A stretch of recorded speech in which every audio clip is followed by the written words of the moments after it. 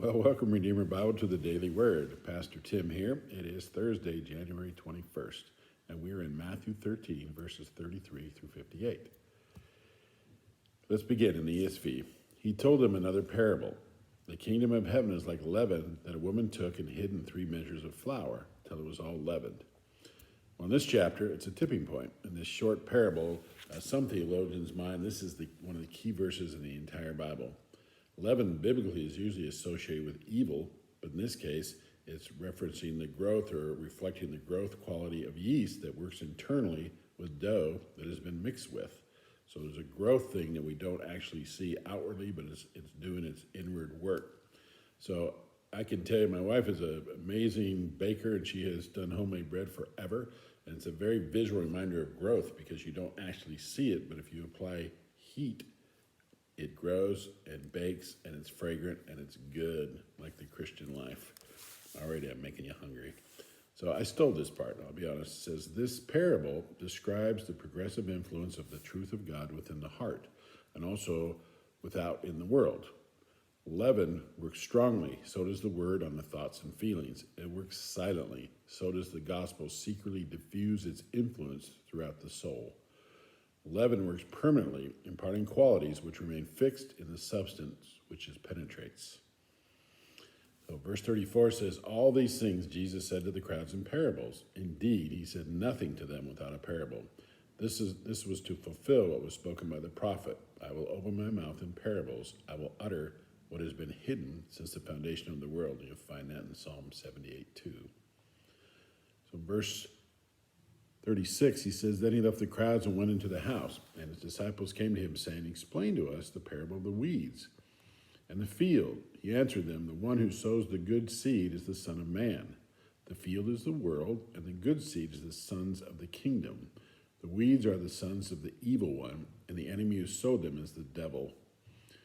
The harvest is the end of the age, and the reapers are angels. Just as the weeds are gathered and burned with fire, so it will be at the end of the age. That's a lot of different pieces and parts, and I would suggest go back, understand the characters and the references and how this all plays out.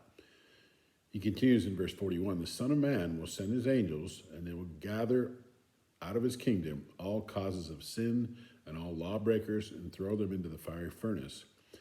In that place there will be weeping and gnashing of teeth. Then the righteous will shine like the sun in the kingdom of their Father.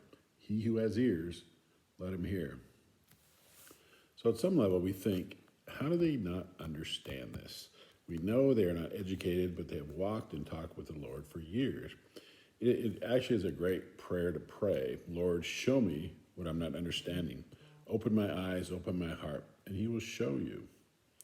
So in verse 44, the kingdom of heaven is like a treasure hidden in a field, which a man found and covered up. Then in his joy, he goes and sells all that he has and buys that field. Again, the kingdom of heaven is like a merchant in search of fine pearls, who on finding one pearl of great value, went and sold all that he had and bought it. Well, we can put these two together and learn that the kingdom of heaven is more valuable than anything we may own or accomplish in this life. The difference in the two parables is the first person blundered upon the great gift, and the second was looking for it. So are you searching for God? Or do you hope you just discover it by accident? Are you waiting to squeeze every ounce of life out of this world before you have to sacrifice and give up your life? Do it now. You know what the world has to offer doesn't truly satisfy. Only one thing does, and it's knowing and loving God. Don't hesitate. So verse 47 says, again, the kingdom of heaven is like a net that was thrown into the sea and gathered fish of every kind. When it was full, men drew it ashore and sat down and sorted the good into containers, but threw away the bad. So it will be at the end of the age. The angels will come out and separate the evil from the righteous and throw them into the fiery furnace. In that place there will be weeping and gnashing of teeth. Have you understand all these things? They said to him, yes. And he said to them, therefore, every scribe who has been trained for the kingdom of heaven is like a master of a house, who brings out his treasure, what is new and what is old. When Jesus had finished these parables, he went away from there. And coming to his hometown, he taught them in their synagogue, so that they were astonished. Where did this man get this wisdom and these mighty works? Well, in our modern minds, we think, how have not the words he's spoken in his ministry in all these years not just be common knowledge? Well, they did not live in a 24-hour news cycle. News travels slowly from person to person. In our modern mindset, we think everybody knows everything and should have a passing knowledge of what the day's events have said. So, in that view, we presume a knowledge of Jesus that's not always true. I once worked with a guy that was in his early 30s, and he had never been inside a church, never, for no reason. He didn't even know what it was about. So this is a bit of a veiled attempt to remind us to share our faith. Not everyone knows, and maybe more importantly, they have a distorted view of God. You just can't assume that everybody knows and is in the same place you are. Well, let's continue in verse 55. Is this not the carpenter's son? Is not his mother called Mary? Are not his brothers James and Joseph and Simon and Judas? And aren't all his sisters with us? Where then did this man get all these things? And they took offense at him. But Jesus said to them, a prophet is not without honor except in his hometown and in his own household. And he did not do many mighty works there because of their unbelief. Well, this section is pretty interesting to me as I look at it as what I would call a pride preventer.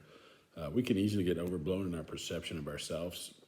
I have a sibling that is wildly successful by the world's standards, but we as his brothers are not impressed by him or treat him any different than we would the least outwardly successful person in the family.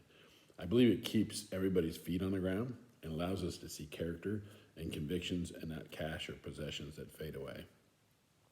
In this particular verse at the end of this section, there is an unfortunate result of their mindset as reduced his miracles or mighty works. As it says, maybe because his sadness or disappointment in the people that knew him best. Jesus was fully man, so he felt strong feelings. Unlike us, he simply did not sin as a reaction to those moments. Well, again, as I've said before, there is a lot in this chapter, and if it's considered a real hinge chapter and a very important turn or a tipping point in Jesus' life, it really should propel us to go back and read it and reread it. So tomorrow we'll continue on. See you later.